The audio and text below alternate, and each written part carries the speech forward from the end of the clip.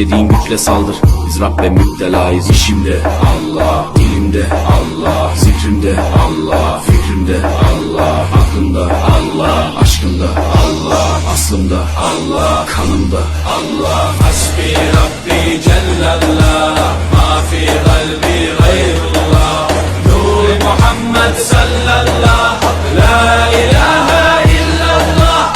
Hasbi Rabbi Cellallah, ma fi kalbi gayrullah.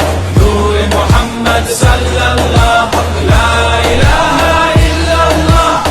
Bu benden bir davet, nefse ikamet, hem de tek çare Allah. Bu hayat imtihan, şeytandan intikam, sayısız iltifat Allah. Güvendiğin dağlara kar yağar bak ancak Allah asla seni satmaz. Düşünce kalkmalısın, şükürle kalmalısın, desin hep kalp atışın Allah.